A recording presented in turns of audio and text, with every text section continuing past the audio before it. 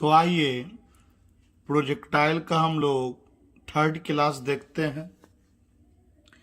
हम लोगों ने प्रोजेक्टाइल में अब तक सीखा आइडियल प्रोजेक्टाइल के बारे में, जिसमें अगर किसी बॉडी को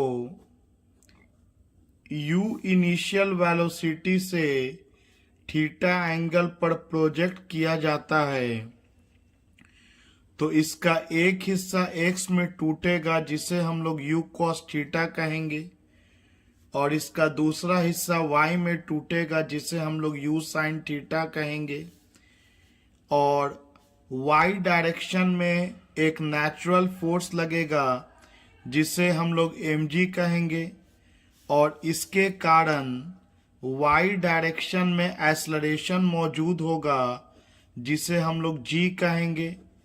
यानी इस g के वजह से या तो बॉडी में y डायरेक्शन में वेलोसिटी 9.8 मीटर पर सेकंड से हर एक सेकंड में घटेगा या बढ़ेगा, और जबकि x डायरेक्शन में कोई फोर्स मौजूद नहीं है, इस कारण x डायरेक्शन में कोई एक्सेलरेशन नहीं होगा, और एक्सेलरेशन नहीं होने के कारण x डायरेक्शन का जो भी वेलोसिटी होगा वो हमेशा कांस्टेंट रहेगा। यही प्रोजेक्टाइल का 4 बेसिक प्रॉपर्टी है। तो किसी बॉडी को अगर u वेलोसिटी से थीटा एंगल पर फेंकेंगे तो u cos थीटा इसको अलोंग द x एक्सिस ले जाना चाहेगा और u sin थीटा इसको ऊपर ले जाना चाहेगा, जिसके कारण बॉडी का मोशन प्लेन में होगा। जैसे जैसे ये ऊपर जाएगा इसका वेलोसिटी डिक्रीज करेगा। वेलोसिटी डिक्रीज करेगा का मतलब है इस वेलोसिटी का एक हिस्सा x में होगा। अगर यहाँ पर एंगल थीटा डैश बन रहा है तो ये v cos थीटा डैश हो जाएगा, जो कि u cos थीटा के बराबर होगा, क्योंकि x डायरेक्शन में तो वेलोसिटी में कोई चेंज नहीं होगा, but because of vertical component velocity आपका डिक्रीज कर जाएगा। हर एक सेकंड में वेलोसिटी 9.8 मीटर पर सेकंड से डिक्रीज करेगा, तो y डायरेक्शन का velocity v sin theta dash हो जाएगा, जो डेफिनेटली लेस देन होगा u sin थीटा से। और ये जो रिजल्टेंट वेलोसिटी है ये इन दोनों का अंडर रूट का स्क्वायर होगा, और क्योंकि भले x डायरेक्शन में वेलोसिटी में चेंज ना हुआ हो लेकिन y डायरेक्शन का वेलोसिटी डिक्रीज कर गया, जिसके कारण ये वेलोसिटी डिक्रीज किया होगा। मतलब जैसे जैसे बॉल ऊपर जाएगा आपका रिजल्टेंट वेलोसिटी डिक्रीज करेगा because of vertical component of velocity. और हम सब जानते हैं कि रिजल्टेंट वेलोसिटी x कंपोनेंट का स्क्वायर प्लस y कंपोनेंट का स्क्वायर होता है। और एक ऐसा वक्त आएगा जब बॉडी का y डायरेक्शन में वेलोसिटी 0 हो जाएगा तो बॉडी ऊपर जाना बंद कर देगा, लेकिन x डायरेक्शन में वेलोसिटी कभी 0 नहीं होगा, यह हमेशा u cos थीटा के बराबर रहेगा। और उसके बाद बॉडी फिर नीचे चला आएगा, क्योंकि mg हर पल बॉडी पर वर्टिकली डाउनवर्ड काम कर रहा था। फिर हम लोगों ने टाइम ऑफ फ्लाइट निकाला था, कितने देर तक बॉडी हवा में रहेगा। हम लोगों ने ये x का मैक्सिमम वैल्यू निकाला था जिसे रेंज कहते हैं, और ये y का मैक्सिमम वैल्यू निकाला था जिसे मैक्सिमम वर्टिकल हाइट कहा जाता है। और हम लोगों को आंसर निकल के रेंज का आया था u square sine 2 theta upon g या 2u square sine theta cos theta by g, और मैक्सिमम वर्टिकल हाइट निकाले थे जिसका फॉर्मूला आया था you square sine square theta by 2g, और हम लोगों ने टाइम ऑफ फ्लाइट निकाला था 2u साइन थीटा बाई जी। इसके अलावा हम लोगों ने कुछ स्पेशल केसेस को स्टडी किए थे कि अगर किसी बॉडी को सेम वेलोसिटी से एक बार थीटा एंगल पर फेंका जाए और दूसरी बार 90 माइनस थीटा पर फेंका जाए, तो इन दोनों केस में थीटा और 90 माइनस थीटा पे जो रेंज होता है वो सेम होता है, रेंज का वैल्यू सेम आता है। शर्त है कि दोनों बार इनिशियल वेलोसिटी सेम हो और आपका हाइट अलग अलग होगा।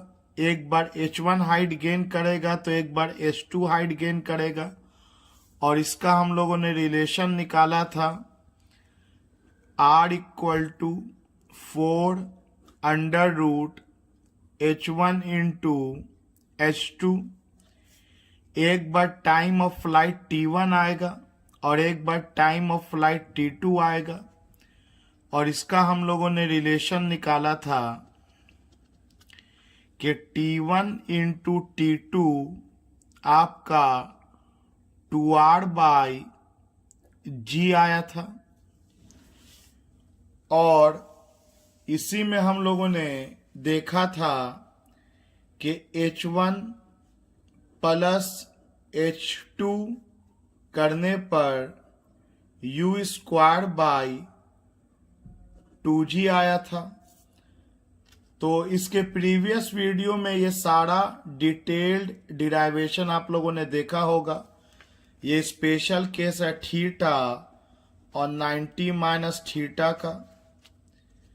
इसके अलावा हम लोगों ने इक्वेशन ऑफ ट्रैजेक्टोरी को डिराइव किया था, जिसमें हम लोग किसी भी पॉइंट पर x और y में रिलेशन देखते हैं कि अगर किसी बॉडी को u वेलोसिटी से थीटा एंगल पर प्रोजेक्ट कर दें, अगर किसी पल मुझे उसका x कोऑर्डिनेट पता हो तो उसका y कोऑर्डिनेट पता किया जा सकता है। अगर इस P पॉइंट का कोऑर्डिनेट x, y है तो हमारे पास रिलेशन आया था y equal to x tan theta minus half g x square by u square cos square theta. इसको इक्वेशन ऑफ ट्रैजेक्टोरी भी कहा जाता है। चलिए हम लोग कुछ और न्यूमेरिकल्स देखने से पहले एक और टॉपिक को स्टडी कर लें, एनर्जी कंसीडरेशन इन प्रोजेक्टाइल।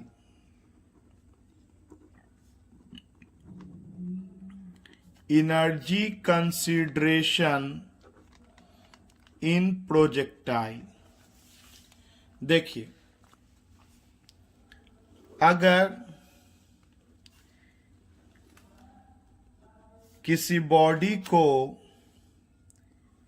u वेलोसिटी से थीटा एंगल पर प्रोजेक्ट करेंगे तो इसका एक कंपोनेंट x डायरेक्शन में u cos थीटा, दूसरा कंपोनेंट y डायरेक्शन में u sin थीटा, और बॉडी इस तरह से टॉप पर जब पहुंचेगा तो इसका y डायरेक्शन का वेलोसिटी 0 हो जाएगा।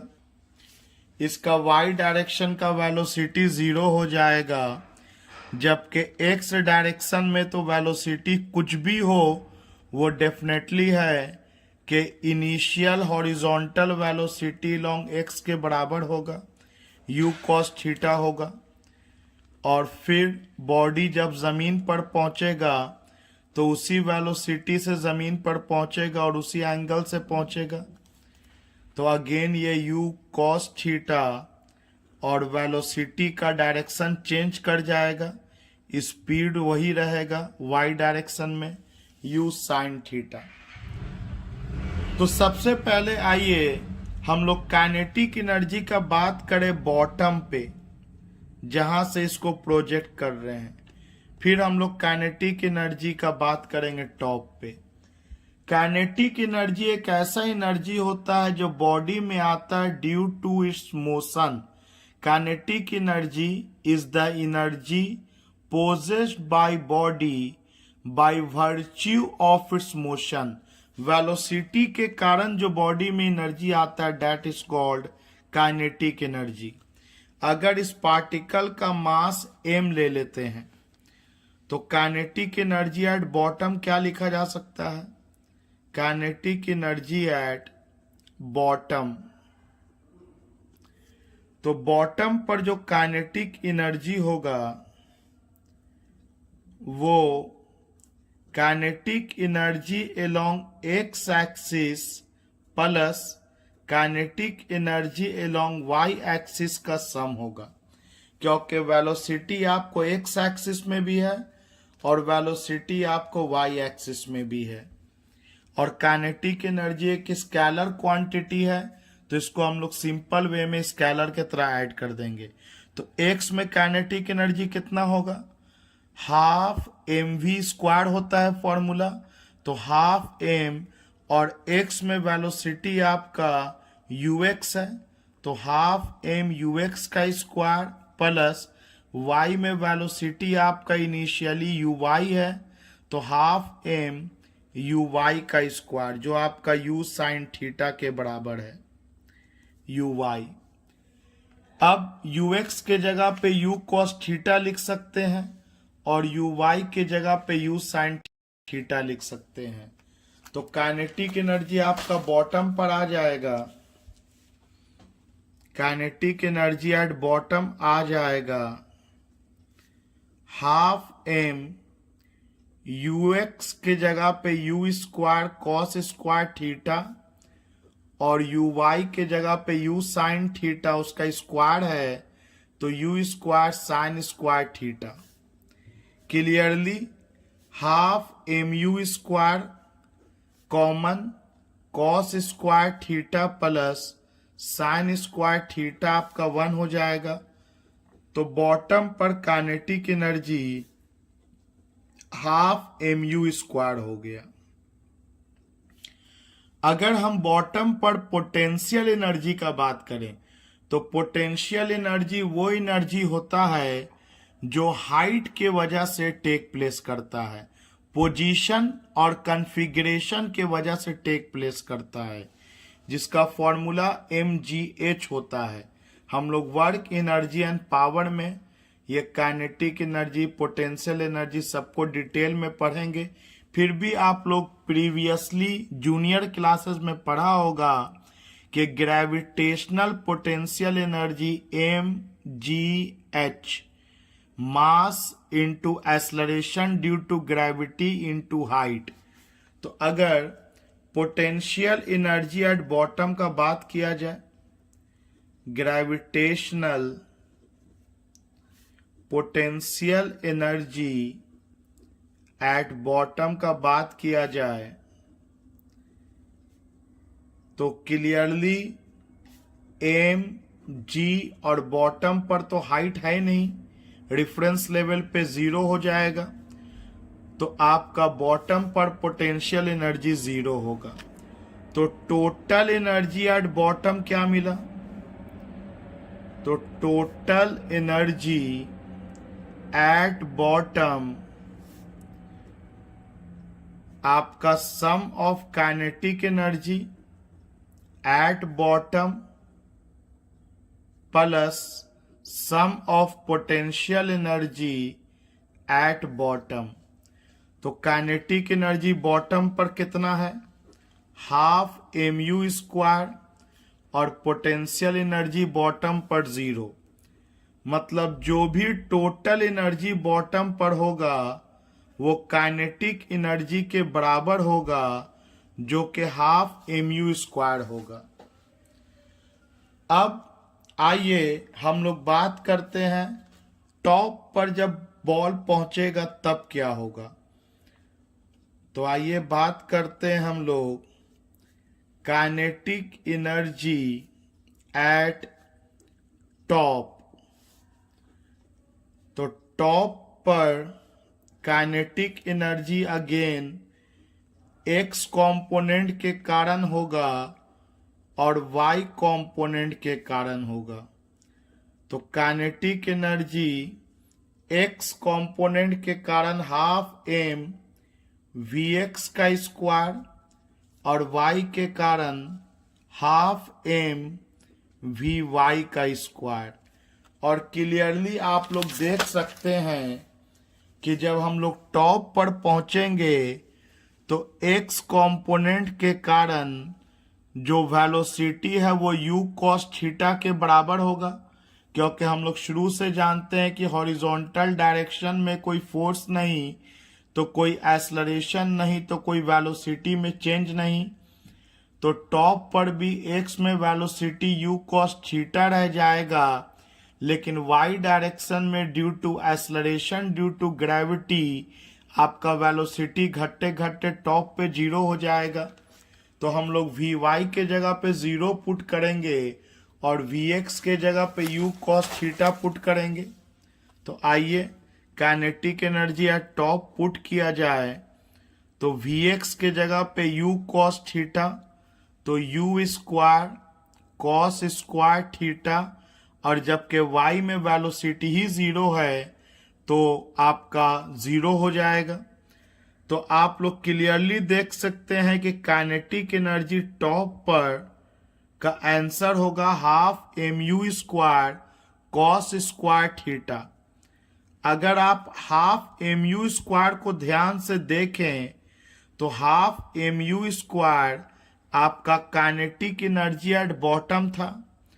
तो कह सकते हैं कि अगर बॉटम पर काइनेटिक एनर्जी पता हो तो उसको कॉस स्क्वायर थीटा से मल्टीप्लाई कर देंगे तो हमको टॉप पर काइनेटिक एनर्जी मिल जाएगा। या अगर बॉटम पर टोटल एनर्जी भी पता हो उसको भी कॉस स्क्वायर थीटा से मल्टीप्लाई कर देंगे तो काइनेटिक एनर्जी एट टॉप मिल जाएगा, क्योंकि हम लोग जानते हैं कि काइनेटिक एनर्जी एट बॉटम जो होता है वो आपका टोटल एनर्जी के बराबर होता है, क्योंकि पोटेंशियल तो होता नहीं है। तो इसको हम ऐसे भी लिख सकते हैं कि बॉटम पर अगर मुझे टोटल एनर्जी पता है तो उसको कॉस स्क्वायर थीटा से मल्टीप्लाई कर देंगे तो वो काइनेटिक एनर्जी एट टॉप दे देगा। अब अगर टॉप पर हम पोटेंशियल एनर्जी निकालना चाहते हैं तो चलिए again potential energy at top. तो पोटेंशियल एनर्जी का फॉर्मूला होता है mgh, और टॉप पर जब बॉडी पहुंचेगा तो उसके पास मैक्सिमम वर्टिकल हाइट मौजूद होगा। टॉप पर जब बॉडी पहुंचेगा तो यहाँ पर इसके पास मैक्सिमम वर्टिकल हाइट मौजूद होगा, जिसका ऑलरेडी हम लोग फॉर्मूला जानते हैं। h का फॉर्मूला होता है u square sine square theta by 2g। तो g से g कैंसिल हो गया तो आ गया half M you square sine square theta. ये आपको पोटेंशियल एनर्जी एट टॉप निकल गया। क्लियरली आप लोग अगेन देखिए तो half M you square total energy at bottom था या काइनेटिक एनर्जी एट बॉटम था। मतलब हम कह सकते हैं कि अगर मुझे बॉटम पर काइनेटिक एनर्जी पता हो तो उसको अगर हम साइन स्क्वायर थीटा से मल्टीप्लाई कर देंगे तो पोटेंशियल एनर्जी एट टॉप निकल जाएगा। या टोटल एनर्जी मुझे पता हो कि कितना एनर्जी से प्रोजेक्ट किया गया है, उसको साइन स्क्वायर थीटा से मल्टीप्लाई कर देंगे तो पोटेंशियल एनर्जी एट टॉप निकल जाएगा। अब टॉप पर अगर टोटल एनर्जी निकालें, टोटल एनर्जी एट टॉप, तो टॉप पर अगर टोटल एनर्जी निकाला जाए तो वो sum of kinetic energy plus potential energy होगा। Potential energy at top plus kinetic energy at top, तो टॉप पर पोटेंशियल एनर्जी हमें आया है half mu square sine square theta, और टॉप पर kinetic energy half mu square cos square theta, again half mu square common, sine square theta plus cos square theta. अब इसका value 1 के बराबर हो जाएगा, तो टॉप पर टोटल एनर्जी होगा हाफ mu स्क्वायर। जैसा कि आप नोटिस कीजिए कि बॉटम पर भी टोटल एनर्जी इतना ही था और टॉप पर भी टोटल एनर्जी इतना ही है। इसका मतलब कि टोटल एनर्जी ना तो बढ़ रहा है ना तो घट रहा है, मतलब law of conservation of energy follow हो रहा है। जब भी कंजर्वेशन प्रूफ करना होगा तो ये प्रूफ करना होता है कि जो इनिशियल होगा वही फाइनल होगा। तो बॉटम पर भी टोटल एनर्जी सेम था और टॉप पर भी टोटल एनर्जी सेम है। ये अलग बात है कि बॉटम पर टोटल एनर्जी केवल काइनेटिक एनर्जी के फॉर्म में था और टॉप पर जब पहुंचा तो टोटल एनर्जी टॉप पर काइनेटिक एनर्जी के फॉर्म प्लस पोटेंशियल एनर्जी के फॉर्म दोनों में है। इसका मतलब हम साफ साफ कॉन्क्लूड कर सकते हैं कि प्रोजेक्टाइल के पूरे रास्ते में वेलोसिटी कभी जीरो नहीं होगा, क्योंकि एक्स कंपोनेंट में वेलोसिटी के कारण आपका टोटल वेलोसिटी जीरो नहीं होगा। आपका टोटल काइनेटिक एनर्जी कभी भी रास्ते में जीरो नहीं होगा, क्योंकि एक्स में वेलोसिटी रहेगा ही रहेगा। तो ये हम लोग काइनेटिक एनर्जी और पोटेंशियल एनर्जी और टोटल एनर्जी को कंसीडर किए। आइए अगर अब हम बात करें मोमेंटम टर्म का, मोमेंटम क्या होता है? तो momentum is the product of mass and velocity. Mass and velocity के प्रोडक्ट को मोमेंटम कहा जाता है। पी से इंडिकेट करते हैं और ये एक वेक्टर क्वांटिटी होता है। चलिए मोमेंटम का कंसिडरेशन किया जाए। अब तो अगर किसी बॉडी को u वेलोसिटी से थीटा एंगल पर प्रोजेक्ट किया तो इस तरह से बॉडी का मोशन होगा due to gravitational force of earth. जितना वेलोसिटी से इसको प्रोजेक्ट करेंगे उतना ही वेलोसिटी और उसी एंगल से बॉडी सेम हाइट पर गिरता है आइडियल प्रोजेक्टाइल के केस में। तो आइए हम लोग बात करते हैं चेंज इन मोमेंटम का, एक बार अलोंग एक्स एक्सिस और एक बार अलोंग वाई एक्सिस। तो पहला point, change in momentum along x axis. तो जनरली चेंज को डेल्टा से इंडिकेट किया जाता है, डेल्टा के सिंबल से। Change in momentum along x axis. तो final momentum along x axis minus initial momentum along x axis. P के पांव पर I और I के पांव पर X। इंपॉर्टेंट है इसको रीडिंग करना, इसको पढ़ा क्या जाएगा। तो final momentum along x axis, initial momentum along x axis. Final momentum minus initial momentum को चेंज इन मोमेंटम बोलेंगे, और x ले लिया है तो अलोंग x एक्सिस बोलेंगे। तो आइए final momentum along x axis का बात करें तो मास अगर m ले लें तो मास और final velocity along x axis u cos theta और क्लियरली डायरेक्शन i कैप हो जाएगा, minus initial momentum along x axis mass into u cos theta और इसका x में वेलोसिटी इनिशियली i है, i कैप में है, तो आपका clearly change in momentum along x axis 0 है। और वैसे भी जब x में कोई फोर्स ही नहीं लग रहा है तो आपका मोमेंटम में चेंज 0 ही होगा, according to Newton second law, जो आप लोग पढ़ा होगा 9th में, आप लोग पढ़िएगा भी कि force is equal to rate of change in momentum.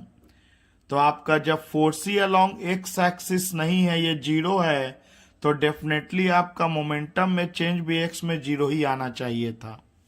चलिए अब हम लोग change in momentum along Y axis का बात करते हैं। Change in momentum along Y axis, तो final momentum along Y axis minus initial momentum along Y axis. तो final momentum along Y axis mass into final velocity in Y axis.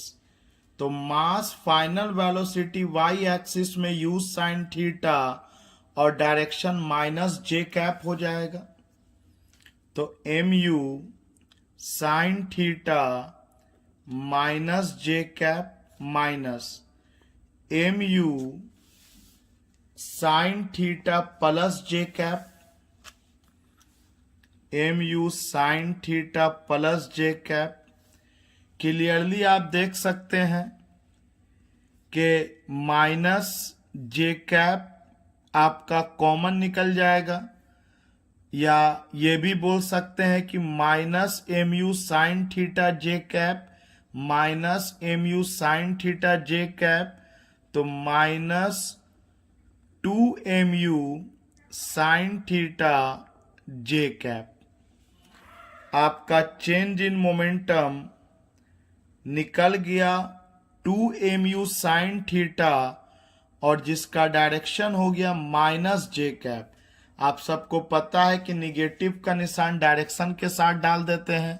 इसका magnitude का बात करें तो 2mu साइन थीटा, और again second law के अनुसार आपका फोर्स तो y डायरेक्शन में लग रहा था, तो आपका मोमेंटम में भी चेंज जो आएगा वो y डायरेक्शन में ही आएगा। और क्योंकि फोर्स आपका जो mg है वो अलोंग निगेटिव y में लगता है, तो आपका मोमेंटम में भी चेंज निगेटिव y में ही आएगा। इसीलिए न्यूटन्स के सेकेंड लॉ में हम लोग पढ़ेंगे कि change in momentum always takes place in the direction of applied force. जिधर फोर्स का डायरेक्शन होगा मोमेंटम में चेंज हमेशा उसी डायरेक्शन में होगा। तो mg का direction along negative y direction है, इसलिए मोमेंटम में भी change along negative y direction ही है। तो अगर मैं आपसे अब बोलूं कि चेंज इन मोमेंटम बता दीजिए, ना मैं x बोला ना मैं y बोला, तो चेंज इन मोमेंटम का मतलब हो गया x और y के मोमेंटम का टोटल वेक्टर सम, क्योंकि वेक्टर क्वांटिटी है। तो अब अगर तीसरा बात मैं करूं कि चेंज इन मोमेंटम बता दीजिए, only change in momentum neither along x axis nor y, change in momentum only term is used. तो इस केस में मोमेंटम में जो चेंज होगा वो x में चेंज प्लस y में चेंज, एंड अल्टीमेटली एक्स में तो कोई चेंज आ नहीं रहा है, तो जो भी वाई में मोमेंटम में चेंज हुआ है that will be the answer of change in momentum. तो चेंज इन मोमेंटम आपका आ जाएगा, चेंज इन मोमेंटम आपका आ जाएगा 2mu sine theta minus J cap in magnitude. Magnitude में अगर चेंज इन मोमेंटम पूछा जाए तो मॉड में हो गया, या सिंपली मॉड को हटा देंगे वेक्टर के निशान को तो डायरेक्शन हट जाएगा। तो हमारे पास बचेगा change in momentum 2mu sine theta, 2mu sine theta. आइए एक और टर्म इसी में स्टडी किया जाए, average velocity. Average velocity along X direction. तो average velocity along X direction हो जाएगा final velocity along x axis plus initial velocity along x axis divided by 2. This will be the average velocity along x axis. Definitely 2u cos theta I cap by 2, तो ऊपर नीचे 2 cut जाएगा, तो average velocity along x axis आपको आ गया u cos theta I cap. आना भी चाहिए क्योंकि एक्स में तो वेलोसिटी ही नहीं चेंज कर रहा है, तो जो भी वेलोसिटी है वो कांस्टेंट है, तो वही एवरेज भी होगा। इसी तरह से हम लोग अगर average velocity along Y direction का बात करें, average velocity along Y direction, तो वाई डायरेक्शन का average velocity initial velocity Y में u sine theta J cap plus final velocity Y में u sine theta minus J cap, as velocity is a vector quantity divided by 2 which is coming equal to 0। मतलब average velocity Y direction में 0 होगा। वैसे भी आपका y direction में total displacement 0 होता है y में, इसलिए एवरेज वेलोसिटी 0 होगा। क्योंकि एवरेज वेलोसिटी का एक और फॉर्मूला होता है total displacement by total time. चलिए अब हम लोग इतना कॉन्सेप्ट से रिलेटेड कुछ न्यूमेरिकल्स को देखा जाए। पहला सवाल, if initial velocity of projectile motion is u equal to 6i cap plus 8j cap metre per second, find पहला में टाइम ऑफ फ्लाइट, दूसरा में रेंज, और तीसरा में मैक्सिमम वर्टिकल हाइट।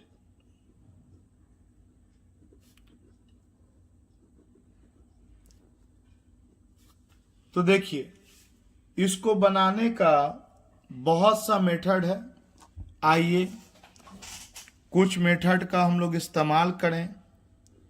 पहला कंसेप्चुअली बात करते हैं कि क्वेश्चन में दिया है initial velocity 6i cap plus 8j cap metre per second. इसका मतलब ये हुआ कि बॉडी को जो प्रोजेक्ट किया गया है उसका एक्स डायरेक्शन में initial velocity 6 metre per second है और उस वेलोसिटी का इनिशियल वेलोसिटी वाई में 8 मीटर पर सेकेंड है और थीटा एंगल से इसको प्रोजेक्ट किया गया है। तभी तो इसको वेक्टर फॉर्म में 6i cap plus 8j cap लिखा जा सकता है। ux आपका 6i cap metre per second और uy आपका 8j cap metre per second.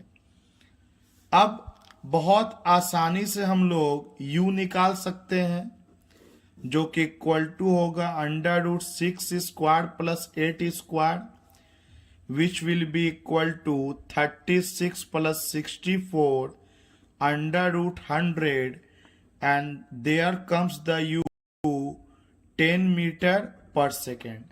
मतलब 10 मीटर पर सेकेंड से बॉल को इनिशियली प्रोजेक्ट किया गया। कितना एंगल पे प्रोजेक्ट किया गया? तो आप सबको पता है कि tan theta perpendicular by base या y component by x component, तो 8/6। इसके हेल्प से अगर हम लोग एक राइट एंगल ट्राइंगल बनाएं तो tan थीटा परपेंडिकुलर 8 बेस 6 और हाइपोटेनस 10 आ जाएगा। तो हम लोग आसानी से cos थीटा लिख सकते हैं बेस बाय हाइपोटेनस और आसानी से साइन थीटा भी लिख सकते हैं परपेंडिकुलर बाय हाइपोटेनस। आप इसको काट के छोटा भी कर सकते हैं, कोई दिक्कत नहीं है। चलिए काट के छोटा करेंगे तो 2 तिहाई 6, 2 पचे 10, 3/5, 2 चौके 8, 2 पचे 10, 4/5। चलिए आगे बढ़ा जाए। अब हम लोग रेंज का फॉर्मूला लिखेंगे बहुत आसानी से।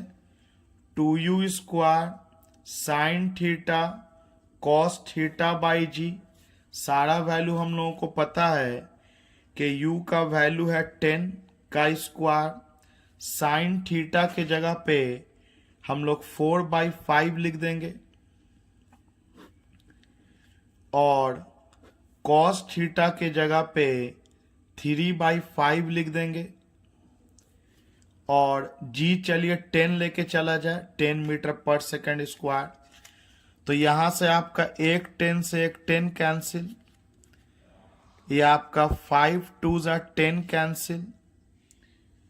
ऊपर में हो गया 4 दूनी 8, 8 दूनी 16, 16 तिये 48/5, 48/5 मीटर आपका रेंज हो गया। इसी तरह से फॉर्मूला बेस हम लोग टाइम ऑफ फ्लाइट भी निकाल सकते हैं। 2u sine theta by ji. 2u का वैल्यू 10 और साइन थीटा हम लोगों को 4/5 आया है और g का वैल्यू 10 कैंसिल हो गया। 4 दूनी 8/5 सेकेंड, ये आपका टाइम ऑफ फ्लाइट निकल गया। उसी तरह से maximum vertical height u square sine square theta by 2g। तो u स्क्वायर हो गया आपको 10 × 10, साइन स्क्वायर थीटा हो गया आपको 4/5 × 4/5, स्क्वायर है तो 2 बार लिखेंगे, बाई 2g, 2 × 10। इससे ये कैंसिल हो गया, 2 दूनी 4 कैंसिल हो गया, 5 दूनी 10, तो ये आ गया 4 दूनी 8 दूनी 16, 16/5। इतना आपको मैक्सिमम वर्टिकल हाइट हो गया। ये था हम लोगों का मेथड नंबर 1। आइए इसको एक और मेथड से भी सोचा जा सकता है। क्वेश्चन में गिवन था कि u = 6i cap plus 8j cap. तो क्लियरली आपको ux 6 मीटर पर सेकेंड और आपको इनिशियल वेलोसिटी का y component 8 metre per second. तो अगर हम लोग टाइम ऑफ फ्लाइट निकालते हैं जिसका formula 2u sine theta by G होता है, तो u साइन थीटा को ही तो uy कहा जाता है, u साइन थीटा को ही तो uy कहा जाता है। तो सीधे 2uy बाई जी, और uy हम लोगों को 8 पता है, बाई 10, 2 पचे 10, आपका वही आंसर आया पिछला वाला 8/5 सेकेंड, लेकिन कैलकुलेशन बहुत जल्दी हो गया। उसी तरह से अगर हम रेंज निकालना चाहते हैं तो फॉर्मूला पता है हम लोगों को 2u स्क्वायर, तो u स्क्वायर ना लिख करके u साइन थीटा और u कॉस थीटा बाई जी लिख दिया हम लोग, जिसको हम लोग 2uy ux बाई जी भी लिख सकते हैं। तो इस तरह से ux के जगह पे 6 और uy के जगह पे 8 डिवाइडेड बाई 10, तो 2 पचे 10, 6 अठे 48 बाई 5। उस मेथड से भी हम लोगों को यही आंसर आया था, range 48/5। And finally maximum vertical height का फॉर्मूला होता है u square sine square theta by 2g, जिसे हम लोग u साइन थीटा का होल स्क्वायर बाई 2g, या इसे ही हम लोग uy का स्क्वायर बाई 2g लिख सकते हैं। तो आपका y कंपोनेंट पे ही तो मैक्सिमम वर्टिकल हाइट डिपेंड करता है, जो कि 8 दिया है, 8 स्क्वायर बाई 10, तो 64/2 इंटू 10, ये 32, हालांकि 3.2 मीटर हो जाएगा, लेकिन चलिए मिलाते पिछला वाले से, तो ये 16 बार में और ये 5 बार में, तो पिछला भी हम लोगों का आंसर 16/5 मीटर आया था। ये आपका मैक्सिमम वर्टिकल हाइट। तो इस तरह से भी हम चीजों को सोच सकते हैं। आइए एक और सवाल लिया जाए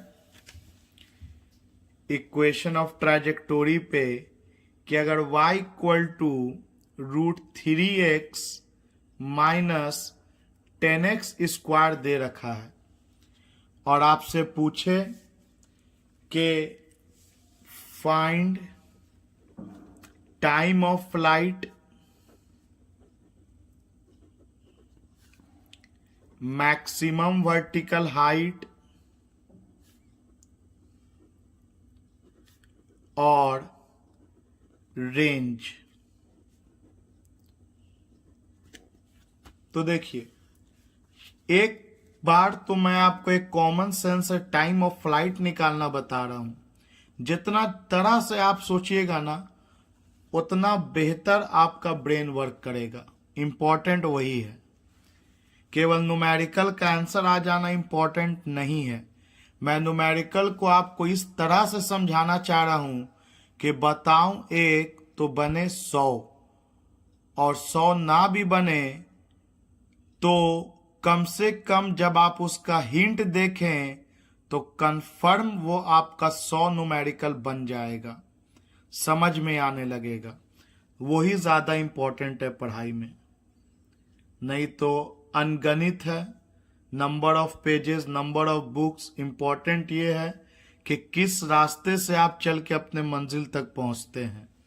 तो देखिए अगर हम टाइम ऑफ फ्लाइट के बारे में थोड़ा सोचें, तो जब टाइम ऑफ फ्लाइट हमको मिलेगा तो आपको रेंज तो मिलेगा और आपको y कंपोनेंट आपका 0 हो जाता है, y में डिस्प्लेसमेंट 0 हो जाता है। तो अगर हमें टाइम ऑफ फ्लाइट के लिए सोचूं तो y को 0 करेंगे, तो y को जब 0 करेंगे तो x का 2 वैल्यू आएगा, या तो 0 या तो मैक्सिमम। तो हम लोग तो 0 0 वाला काम करेंगे नहीं, हम लोग 0 और मैक्सिमम वाला सोचेंगे। तो यहां से हमको रेंज मिल जाएगा, और जब रेंज मिल जाएगा तो फिर उसके हेल्प से हम लोग टाइम ऑफ फ्लाइट को निकाल सकते हैं। आइए, इफ y इक्वल टू 0 कर दिया तो 0 equal to √3x minus 10x square, ये इस तरफ आ जाएगा। 10x square equal to √3x, एक x से एक x cancel, x equal to √3/10, और यही आपका रेंज होगा। और आप सबको पता है कि रेंज होता है 2u square sine theta cos theta by G. तो हम लोगों को √3/10 पता है, और u हम लोग निकालेंगे इक्वेशन ऑफ ट्रैजेक्टोरी से, तो वहां से फिर हम लोगों को थीटा निकल जाएगा। या अगर आप ध्यान से देखिए, याद कीजिए इक्वेशन ऑफ ट्रैजेक्टोरी को क्या लिखते हैं। आइए इक्वेशन ऑफ ट्रैजेक्टोरी से चीजों को सीखते हैं। इक्वेशन ऑफ ट्रैजेक्टोरी हम लोगों का था y equal to x tan theta minus half g x square by u square cos square theta. और क्वेश्चन में दिया क्या है, y इक्वल टू √3x, मतलब x √3 भी लिख सकते हैं, माइनस 10x स्क्वायर। तो कंपेयर कीजिए दोनों को, तो जहां tan थीटा था वहां √3 लिखा हुआ है। इसका मतलब हो गया कि क्लियरली tan थीटा आपका √3 के बराबर होगा, और नीचे में अपने मन से 1 मान सकते हैं। और 10x स्क्वायर बराबर होगा half g x square by u square cos square theta के। तो चलिए पहले tan थीटा के हेल्प से कॉस थीटा निकाल लिया जाए, और ये तो हम लोगों को निकालने आता ही है। tan थीटा तो हम लोग इक्वेट करके निकाल लिए, tan थीटा √3 आया, या नीचे में अपने मन से 1 लगा दिया। एक राइट एंगल ट्राइंगल हम लोग बना लेते हैं इसके बाद, और परपेंडिकुलर आपको √3 रखना है, बेस आपको 1 रखना है। तो डेफिनेटली आपका जो हाइपोटेनस हो जाएगा अंडर √3 का स्क्वायर प्लस 1 का स्क्वायर। तो √3 का स्क्वायर 3 प्लस 1 2, तो आपका 2 बाहर आ जाएगा। √3 का स्क्वायर 3 प्लस 1 4 से बाहर क्या आ जाएगा 2। तो अब यहां से अगर आप कॉस थीटा बनाते हैं तो कॉस थीटा आपको हो जाएगा बेस बाय हाइपोटेनस 1/2। क्लियरली आपको थीटा भी बहुत आसान मिल गया, 60 डिग्री, मतलब 60 डिग्री के एंगल पे प्रोजेक्ट किया गया था। और वैसे भी tan थीटा इक्वल टू √3 था, तो हम लोग यहां से डायरेक्ट भी सोच सकते हैं कि √3 वैल्यू होता है tan 60 डिग्री का। इसका मतलब आपको एंगल ऑफ प्रोजेक्शन जो था वो 60 डिग्री था। तो मैंने थोड़ा इसको लेंदी खींचा कि अगर हमको कॉस का काम पड़ेगा या साइन का काम पड़ेगा और ऐसा कुछ एंगल आया जिसका वैल्यू मुझे पता ना हो, √3 ना करके अगर 3 दे देता, तो उसको हम लोग फिर इस तरह के फॉर्म में कन्वर्ट कर लेते हैं। तो चलिए आगे बढ़ते हैं। नाउ एंगल ऑफ प्रोजेक्शन तो हम लोगों को मिल गया। आइए अब हम लोग सेकेंड वाले पार्ट को इक्वेट करते हैं। 10x स्क्वायर इक्वल टू होगा half g x square by u square cos square theta. तो एक्स स्क्वायर से एक्स स्क्वायर कैंसिल, आपका u square cos square theta इस तरफ ले आइए, यू स्क्वायर या यू स्क्वायर को सिर्फ ले आइए, और इस तरफ बचा g by 2 × 10 by cos square theta. Value put किया जाए, g का value 10, 2 into 10 cos 60 degree, cos 60 degree 1/2 और 1/2 का स्क्वायर है तो 2 बार लिख दिया जाए। ये 2 से ये 2 कैंसिल, ये 10 से ये 10 कैंसिल, 2 ऊपर चला जाएगा तो u स्क्वायर इक्वल टू 2, मतलब u का वैल्यू √2 मीटर पर सेकेंड। अब तो ये क्वेश्चन एज यूजुअल बहुत आसान हो गया। मुझे पता चल गया कितना वेलोसिटी से प्रोजेक्ट कर रहे हैं और मुझे पता चल चुका है कि कितना एंगल से प्रोजेक्ट कर रहे हैं। अब तो ये फॉर्मूला बेस हो गया। टाइम ऑफ फ्लाइट निकालना हो या रेंज निकालना हो तो आप सबको पता है कि u और थीटा अगर पता होता है तो हम लोग 2u square cos theta sine theta by G से रेंज निकाल लेंगे। टाइम ऑफ फ्लाइट के लिए 2u साइन थीटा बाई जी कर लेंगे और मैक्सिमम वर्टिकल हाइट के लिए u square sine square theta by 2g कर लेंगे और इससे हम लोग तीनों निकाल सकते हैं। डेफिनेटली आप जब रेंज निकालिएगा तो आप नोटिस कीजिएगा कि जो हम लोग एक कॉमन सेंस का यूज करके रेंज निकाले थे √3/10, डेफिनेटली इतना ही आएगा। आइए इक्वेशन ऑफ ट्रैजेक्टोरी पर एक और सवाल हम लोग देखते हैं जो कि आपको SC वर्मा में मिल जाएगा। क्वेश्चन है कि एक फुटबॉल का मैदान है, एक सॉकर का मैदान है, फील्ड है और यहां पर एक गोल पोस्ट है। आप देखा होगा फुटबॉल के मैच में यहां पर एक जाल लगा हुआ गोल पोस्ट होता है। इस पोस्ट का हाइट दिया है 10 फीट, गोल पोस्ट का हाइट 10 फीट दिया है और इस गोल पोस्ट से 40 यार्ड, यार्ड का हिंदी होता है गज, 40 यार्ड पर मैदान का सेंटर है, 40 यार्ड पर। तो क्योंकि ये फीट में दिया है तो चलिए इसको भी फीट में कन्वर्ट कर लिया जाए। 1 यार्ड में 3 फीट होता है तो 120 फीट पर आपका बॉल है अकॉर्डिंग टू द क्वेश्चन। फिर सवाल बोला है कि इसको 64 फीट पर सेकंड से उछाल दिया गया 45 डिग्री के एंगल पर। तो पूछा है कि क्या गोल होगा या गोल नहीं होगा। तो गोल होने के लिए सोचिए क्या क्या होना चाहिए। तो गोल होने के लिए इसका जो रेंज है वो 120 से बराबर या 120 के से बड़ा होना चाहिए रेंज, तब ना बॉल वहां तक जा पाएगा। और दूसरा कि जब ये 120 हो, x का वैल्यू 120 हो तो y का वैल्यू 10 से कम होना चाहिए तो जब गोल हो जाएगा।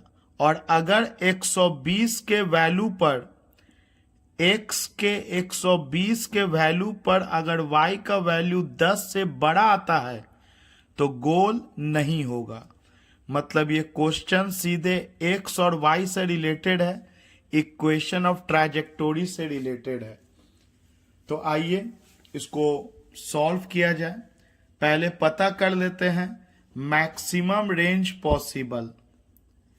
मैक्सिमम रेंज पॉसिबल, कितना रेंज पॉसिबल होगा। तो रेंज का फॉर्मूला होता है u square sine 2 theta by G. तो u तो आपका 64 दिया है और थीटा आपका 45 दिया है। जाहिर सी बात है मैक्सिमम रेंज वाला क्वेश्चन है। g का वैल्यू 9.8 नहीं लेंगे क्योंकि मीटर पर सेकंड में सब कुछ नहीं लिखा है, मीटर और सेकंड में, फीट और सेकंड में। तो g का वैल्यू फीट में होता है 32 फीट पर सेकंड स्क्वायर। नोट करने वाली बात है कि g का वैल्यू फीट पर सेकंड स्क्वायर में 32 होता है। तो ये तो 2 बार में कट गया साइन 90 तो आपका 1 हो गया, 64 दूनी 128, 128 फीट। क्लियरली आपका जो रेंज है, जितना दूर पे गोल पोस्ट है 120 फीट पे, रेंज उससे ज्यादा है, मतलब बॉल यहां तक तो आने वाला है। अब 10 फीट से ऊपर निकल जाएगा या अंदर से जाएगा, इसको पता किया जाए। तो जैसा कि हम लोग एक फॉर्मूला और जानते हैं कि y equal to x tan theta minus half g x square by u square cos square theta. तो y का वैल्यू पता करना है। ये नहीं कि यहाँ 10 फीट लिख देंगे, यही तो हमको पता नहीं है। ये चाहिए 10 से कम आना चाहिए। जब x का वैल्यू 120 फीट पे रखा गया तो y चेक करना है। x जब 120 फीट है तो मुझे y चेक करना है कि y क्या होगा। तो y equal to 120 tan 45 degree minus half G 32 लेंगे। x का value 120 into 120 by u 64 into 64 cos square 45 degree. आइए सॉल्व किया जाए, बेहतर है कैलकुलेशन खुद से आप लोग करें कॉपी में। तो ये 120 tan 45 तो 1 हो गया, माइनस ये 32 दूनी 64, 2 बार में कटा, फिर ये 2 60 बार में जाएगा, और फिर ये 2 30 बार में जाएगा, और फिर ये 64, ये आपको 8 बार में इसको काट देते हैं, 8 8 64, और 8 एकम 8, 8 पचे 40, 15 8 120, 8 से काट दिए हम लोग। तो चलिए ऊपर में हम लोगों के पास हो गया 30 इंटू 15, नीचे में है 8, और cos 45 1/√2 और उसका स्क्वायर, तो 1/√2 का स्क्वायर 1/2, 2 चौके 8। तो हम लोगों को मिल गया 120 माइनस ये फिर 2 दूनी 4, 2 15 30, तो 15 इंटू 15 225 बाई 2, और 225 बाई 2 112.5 होगा। तो y इक्वल टू आ गया 120 माइनस 112.5। तो y इक्वल टू आ गया 120 में 112.5 घटाएंगे 7.5 फीट। क्लियरली आपका y जो है वो 7.5 फीट आ रहा है। 7.5 फीट आने का मतलब है कि y जो है वो लेस देन 10 फीट है, मतलब गोल पोस्ट के हाइट से कम है। इसका मतलब है कि गोल हो जाएगा। सो गोल ऑकर्स, आपका गोल हो जाएगा। तो ये भी एक क्वेश्चन इक्वेशन ऑफ ट्राजेक्टोरी के ऊपर बेस्ड था। अगले क्लास में हम लोग एनर्जी से रिलेटेड, चेंज इन मोमेंटम और अलग अलग टाइम पर ये जो एंगल अलग अलग बनता है, इससे रिलेटेड न्यूमेरिकल्स को डिस्कस करेंगे। जैसे यहां पर एंगल थीटा बना, कुछ देर के बाद एंगल कम होकर के θ1 बनेगा। तो हम लोग देखेंगे कि जब 60 डिग्री से फेंका और थोड़ा देर के बाद जब 45 डिग्री ये बनेगा, तब इसका वेलोसिटी कितना होगा। अगर इसको 100 मीटर पर सेकंड से फेंका है तो 45 डिग्री के एंगल पे वेलोसिटी क्या होगा। टिल देन आप लोग इतना रिवीजन करके रखिएगा, नोट्स बनाते जाइएगा। और ये बहुत ज़रूरी है कि vector calculus motion in one dimension जो भी पढ़ाया जा चुका है आप लोग उसका रिवीजन करते रहिए। Thank you.